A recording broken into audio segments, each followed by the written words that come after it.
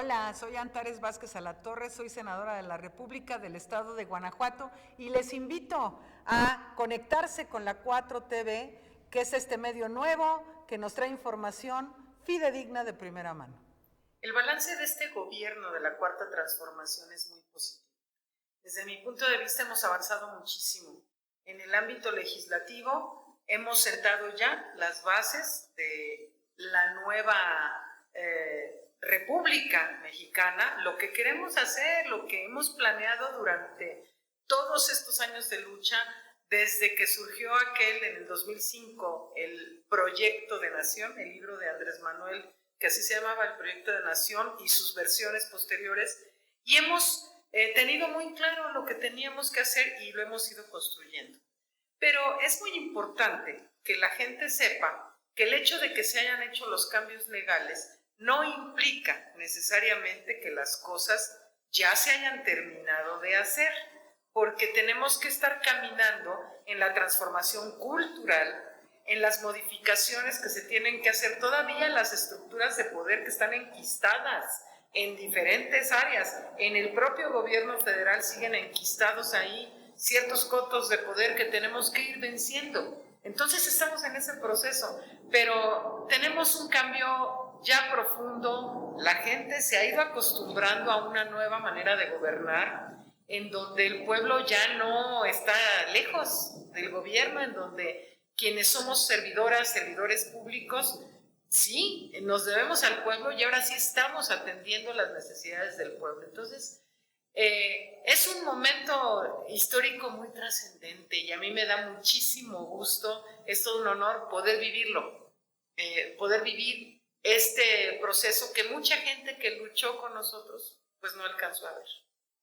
En el Senado de la República hemos tenido que pelear muchas cosas y pelear literalmente. Desde la tribuna hemos peleado poder avanzar en la agenda legislativa para poder llegar a instaurar este proyecto de nación que nos hemos propuesto.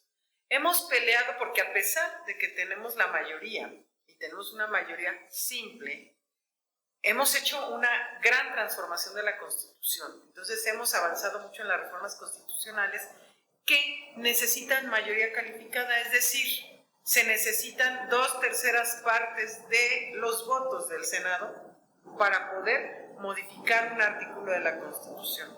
Y no los tenemos, no tenemos esos votos como Morena y con nuestros aliados del Partido del Trabajo, del Partido Encuentro Social y del Verde. No nos alcanza, entonces pues sí, hemos tenido que dar esa batalla, convencer a unos, otros no se van a convencer nunca, pero vamos a estar ahí para recordarles qué son, quiénes son, pero sobre todo uno de los temas más importantes y algo que a mí me parecía súper trascendente desde que llegamos al Senado, era poder enseñarle a la gente cómo se trabaja en el Poder Legislativo.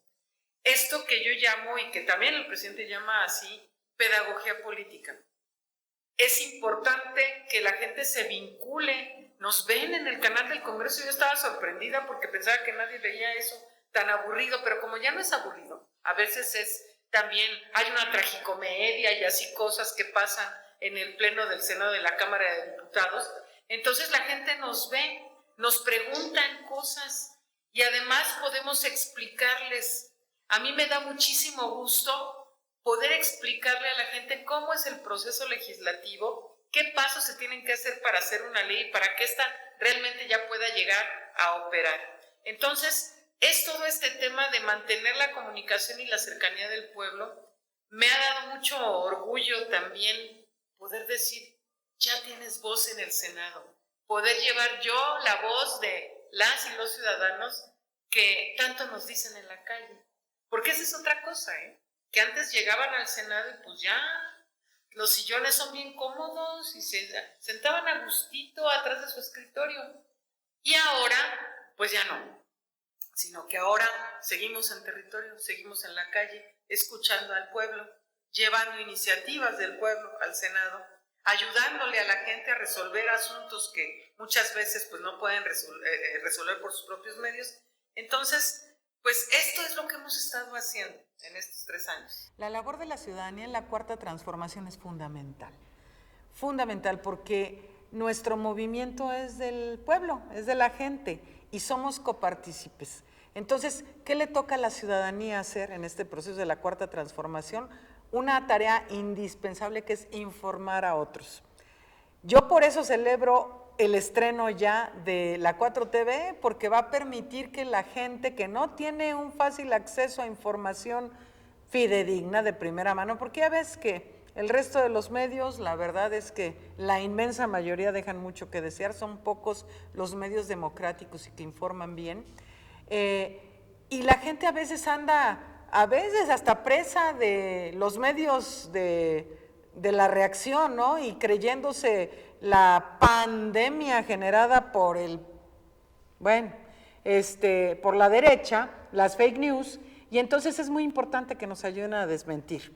Y ahora aquí, en la 4TV, se van a poder informar y ayudarnos a correr la voz, porque no toda la gente tiene acceso a los medios por internet y eso, y es muy importante además que la gente nos ayude de boca en boca. ¿Cómo ha crecido nuestro movimiento?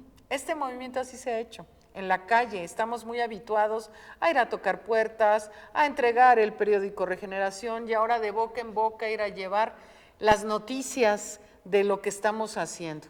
Es muy importante también que la gente nos tenga confianza y que sepan que estamos trabajando todos los días, pero también es importantísimo que nos ayuden a que la gente entienda, entre todos, a que vayamos entendiendo cómo son los procesos de transformación, porque la derecha estuvo mal informando y así casi diciendo que la cuarta transformación era un fracaso, porque el 1 de diciembre de 2018 no cambió esto así como por arte de magia. No, no es así. Los procesos sociales han llevado muchos años, aún las anteriores transformaciones.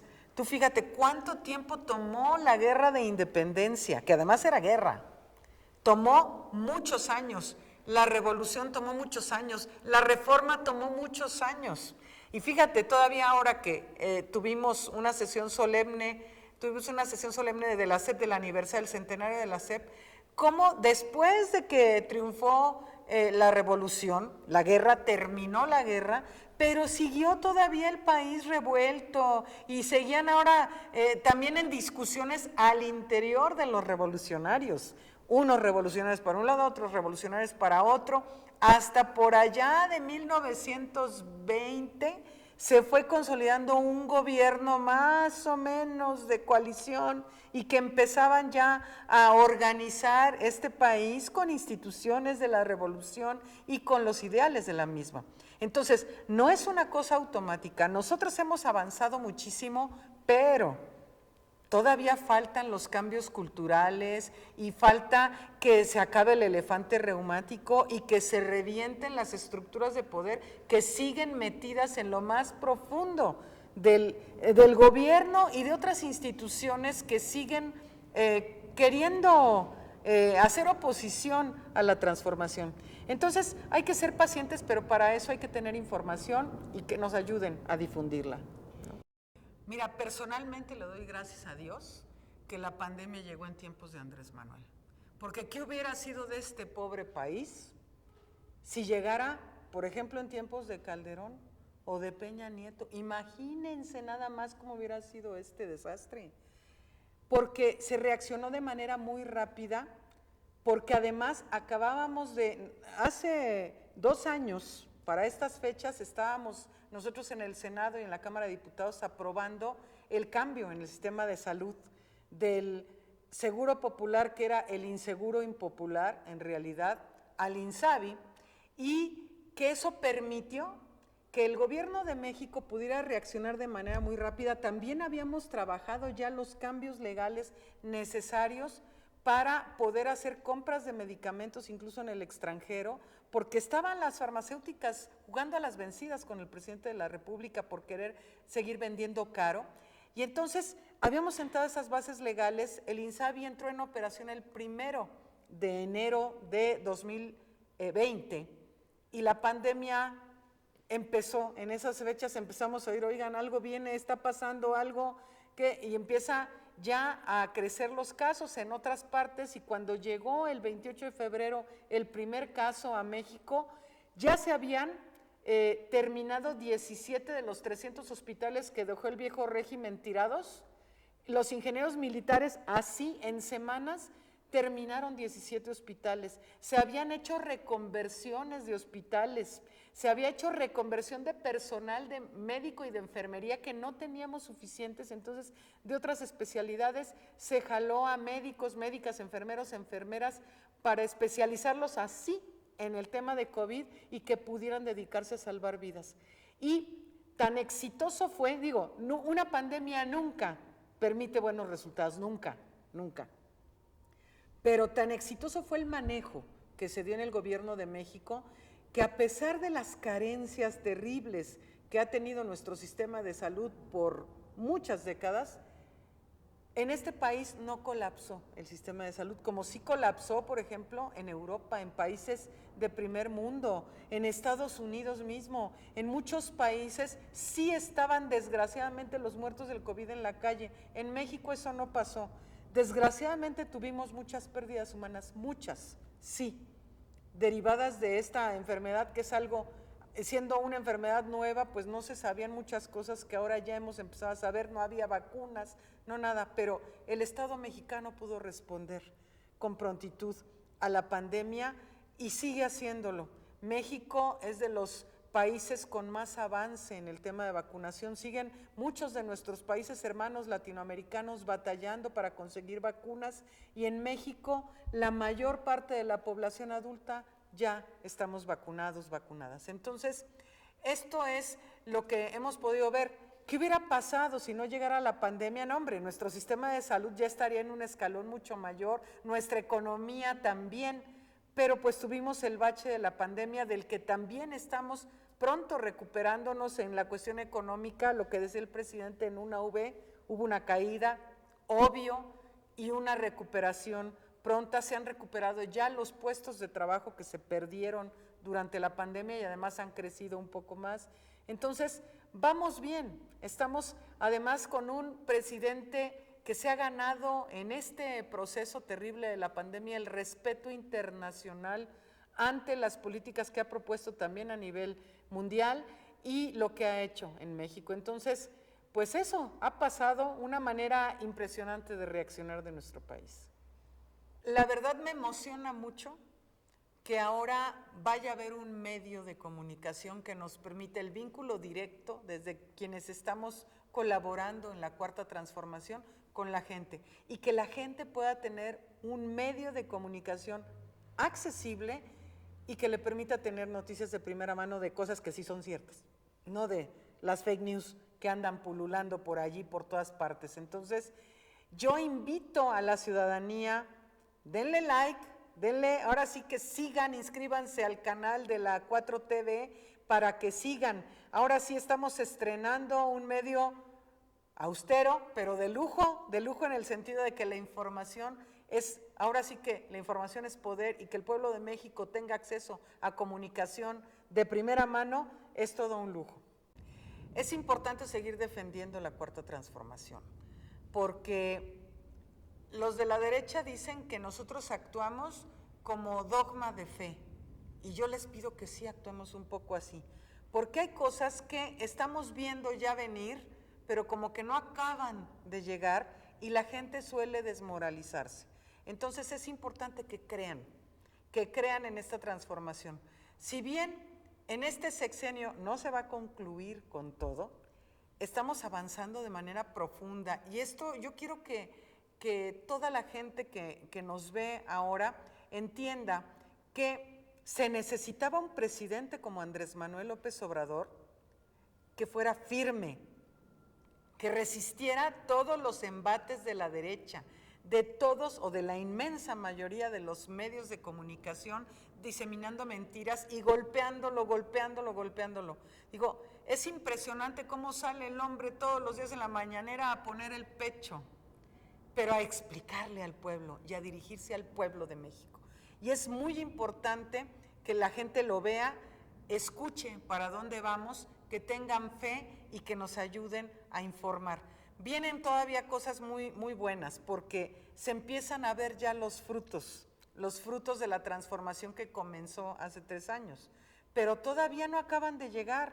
Vienen temas importantísimos como la reforma eléctrica que nos va a permitir profundizar todavía. Viene la puesta en marcha pronto, muy pronto, del aeropuerto Felipe Ángeles y que demostrará cómo se pueden hacer las cosas rápido, bien y sin robar dinero, con economías. Vienen muchas otras cosas que van a empezar ya a dar muestras sólidas de lo que esta transformación tiene para dar.